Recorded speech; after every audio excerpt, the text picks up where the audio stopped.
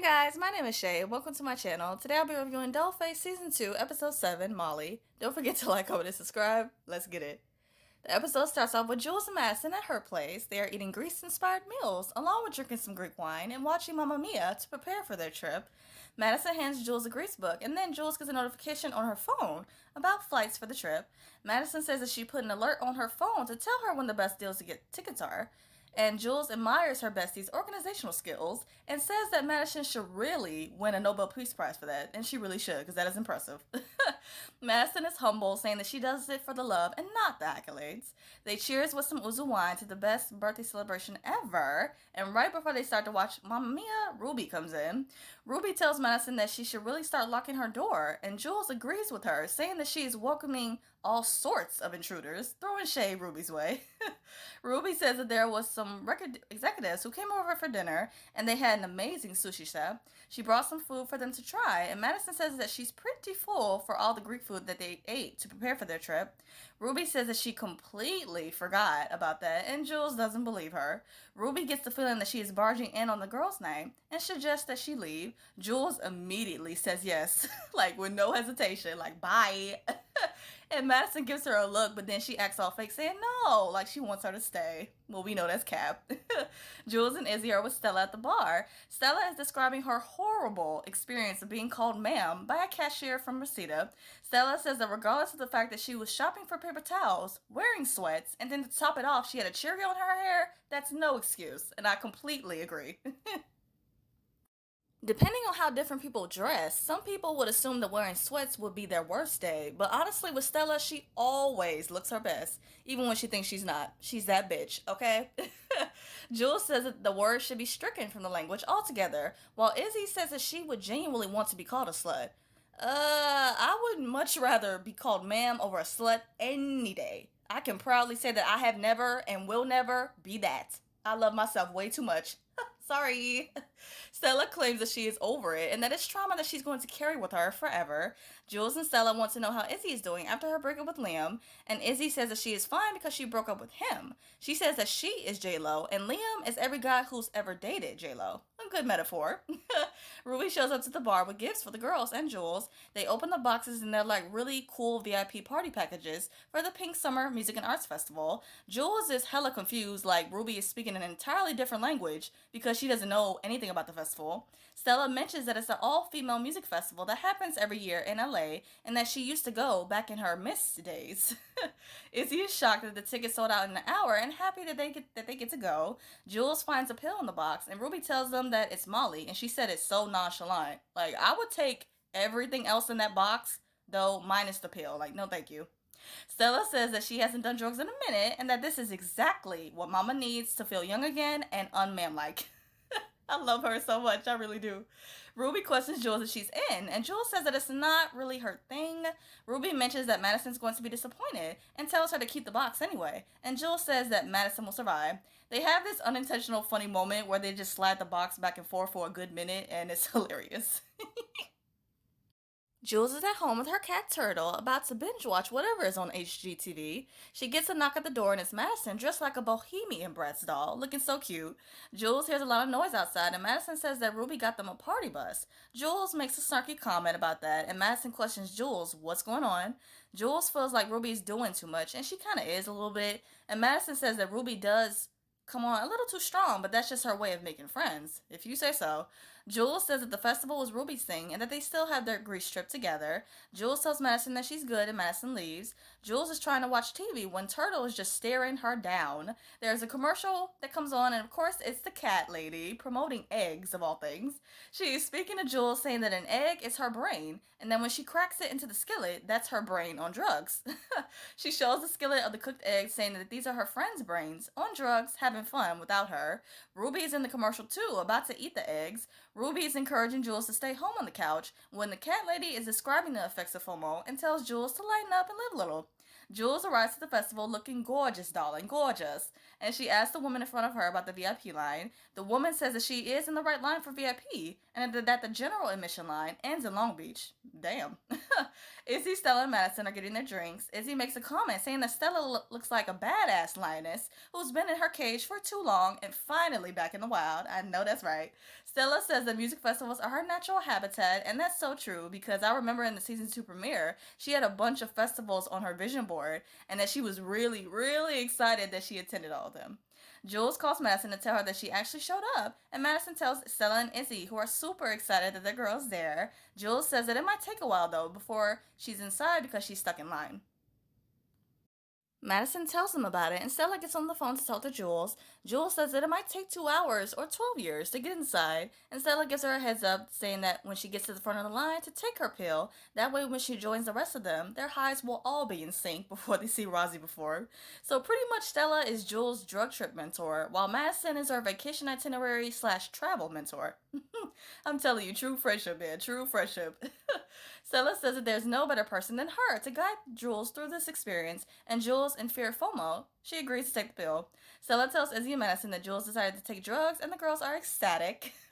Jules is approaching the front of the line. She tries to act all cool, saying that she's just taking her birth control pill. The same woman from earlier just tells her to do drugs and that literally no one cares. Jules takes the pill like Stella told her to, and afterwards, as an employee is scanning Jules' wristband, it's not working. Jules says that it must be a mistake because her friends got into the festival with the same exact wristband, but the employee thinks that she's lying. Jules grabs her phone to call her girls, but she sees that her battery's low. She mentions that Ruby gave her a phony wristband, and I wouldn't be surprised if she did that, but by the end of the episode, it's still not really clear if she did or didn't, so I'm not really sure. The women behind her are getting real annoyed, and Jules tells them to calm the fuck down. For real. Stella asks Madison and Izzy if they took their pill, and they agree. Madison says that she is going to lay off the cheese for a while because it isn't going to mix well with the drugs. Izzy mentions how she feels like a really hot, troubled teen, and she's pumped about that. Ruby comes over to Madison, and Madison lets her know that Jules is there, but she's stuck in line. Ruby is happy that Jules is there and mentions that she has an artist friend that she would like Madison to meet. Madison isn't sure if she should leave, and Stella encourages her to go and that they will all link back up before Rosie performs. Madison and Ruby leave. Izzy is curious if she should hook up with a guy at the festival, and Stella gives her the green light. Stella does mention that there are only 2 guys there, but they're possibly together. But hey, it's worth a shot, right? But what Izzy should do is swing the other way for just a day to double her chances, because you know there are some really beautiful women at that festival. But hey. Jules is walking around trying to get a signal when she sees the crew setting up for the stage. She acts like she's one of them and grabs an item to deliver it on stage. A security guard notices Jules and questions her what band she's with, and Jules replies that she's with the Michelle Carlton Dolls. The security guard tells Jules that she has to take her festival to jail and questions Jules if she knows any of the bands playing at the festival. Of course, Jules doesn't know a single band and that she only came to the festival for the vibes. Even the security guard can tell that Jules doesn't sound right saying that, but she tried her best to use some current slang and it didn't work out in her favor, but props to Jules for trying. Props.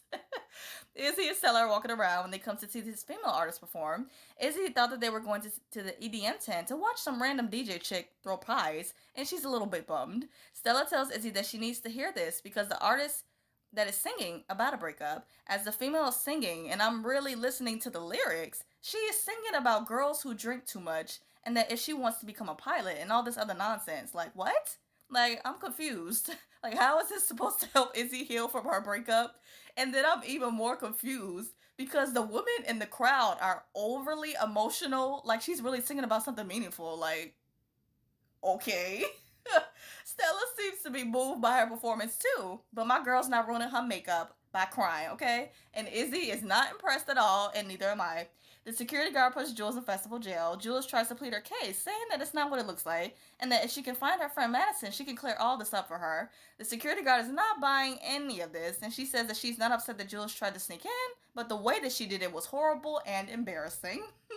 Jules is forced to stay and has a conversation with another quote-unquote, not quote-unquote, air quotes, inmate, whose name is Zelda. Zelda asks Jules how did she end up there, and Jules confesses that Her wristband wasn't working, so she decided to sneak in to meet up with her friends before she gets very, very high.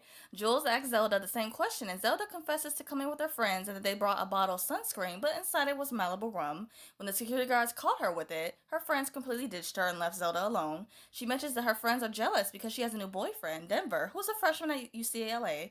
Zelda is considering following Denver to UCLA, and Jules tells her to not follow some guy. She gives Zelda some great advice, saying that she ditched her real friends for a guy once, and that she almost lost them. So true.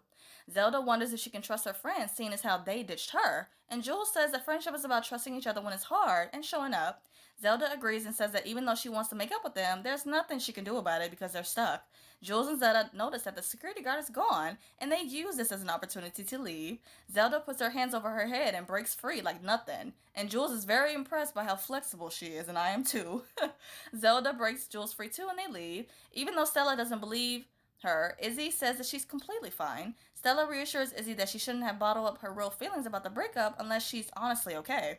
Stella and Izzy run into Marigold, who knows Stella, and she's just repeating her name over and over again. She's clearly high. She mentions all the things that she took, and she offers Stella a cake pop, and Stella says that she's on so much already and that she's good. After Marigold leaves, Izzy tells Stella that she has really lived a life. After Stella and Jules escape from festival jail, Jules is on an adrenaline high because, let her tell it, she never gets away with anything bad that she does. Zelda says that it's going to be hard to find her friends with every female looking the same. Jules says that she has an idea and they go to the stage for a second attempt to act like they're a part of the band. Jules and Zelda are on stage and Zelda spots her friends and calls them over to her. As they prepare to leave, they are introduced to the Clavin sisters from Bleach. The sisters say that the girls are free to stay on stage while they perform. Zelda is down and so is Jules. The sisters perform and Zelda and Jules are having a fun moment and then they leave. Zelda's friends apologized to her, saying that they didn't mean to leave her and that they were really, really worried about her. Now that Zelda is reunited with her girls, Jules says that she has to go find her friends now. Zelda thanks Jules and gives her a hug, and Jules tells her to not make her cry because she already feels old. Madison wonders where Jules is, and Ruby suggests that Madison go ahead. Madison says that it's fine because Stella and Izzy are grabbing them a good spot for the show. Jules finally arrives and Madison greets her. Jules thanks Ruby for the invite, and Madison says that she's glad that she made it. Sherry is one of the artists playing at the festival, says that she's excited to have Madison on board in Australia.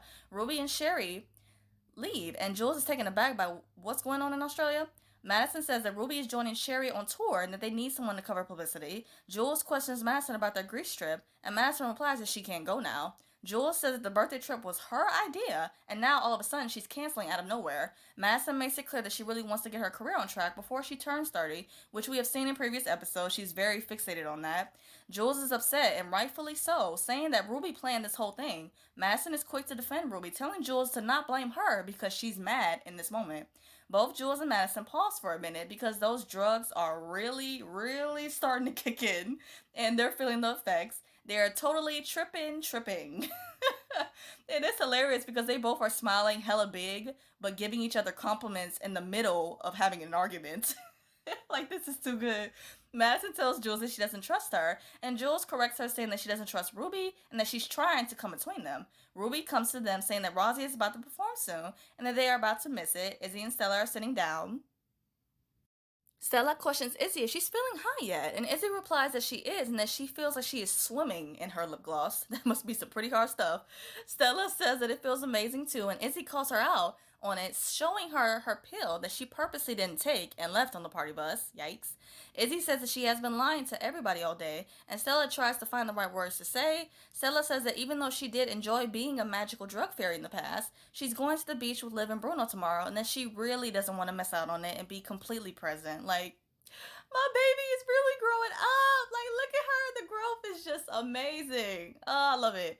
Izzy starts to get emotional, saying that everything is so fucked up, and Stella wonders if Izzy took her pill. Izzy says that she did take it, but that her sadness is way stronger than the drugs. Like, poor Iz. Stella's comforting Izzy, being the amazing friend that she is, and reassures Izzy that she's not stupid and to let it all go. I loved how Izzy felt comfortable enough to let her walls down and be vulnerable with Stella, and that Stella was there for her in this moment. Stella asks Izzy if she wants to take another pill, so maybe those two pills consumed, along with Izzy's emotions, can somehow balance each other out. I don't know. But it was sweet that she offered that to her because the last thing that she doesn't want to see is Iz in pain, and I don't want to see that either because Izzy is truly such a ray of awkward but adorable sunshine, and she deserves happiness along with goodness. Ruby, Madison, and Jules are holding hands, walking towards the stage to finally see Rosie perform. Some girls bum rush the stage, separating Jules and Madison. Madison and Ruby go ahead without her, and Jules is far back and she's hurt and sad at the possibility of losing her best friend. Jules is looking around the crowd, enjoying themselves, and then she starts imagining her and the girls having a good time at the festival, like I'm sure they would have all liked to do, but shit happens. The little scene, even though it was all in her head, it was really nice seeing them all be united and just having so much fun. Back to reality, Jules gets an alert on her phone about a deal to buy tickets for Greece. The episode ends with Jules deciding to leave the festival alone, and I really felt for her. To wrap up this video, I'm going to do a quick rapid fire of the episode. Favorite scene, Jules imagining her girls having a good time at the show. I really wish that would have happened for them, but it went the way that it went. So, favorite quote, I'm going to the beach with Liv and Bruno, and I just don't want to miss out on it, you know? My girl Stella, like that just goes to show her growth because old Stella was living her life on her terms and doing whatever she wanted, but now with this new relationship that she's serious about, by the way, she's moving different, and she has not only Liv to think about, but especially Bruno, and you can just tell that she really, really cares deeply for them. Favorite duo, Stizzy for the win, yet again, my Stizzy heart. Izzy having that moment where she just broke down and Stella being there for her was so beautiful. Favorite look, I want to say Stella, but I feel like I say that all the time, so I'll go with Jules for this one. Just everything, the curly hair, the fit, along with the hat, especially the shimmery eye makeup, it was everything. WTF moment, Jules finding out about Madison leaving from Sherry instead of Madison herself for Australia. She was completely blindsided about it, and it wasn't cool that Madison didn't even check in with Jules first to see how she felt about it before accepting the offer, knowing that they had already made plans for Greece. Like that was messed up. But I'm hoping that by the next episode they will make up at least. I hope you guys enjoy my review of Dollface. I hope you guys have a great day. Stay safe. See you guys next week.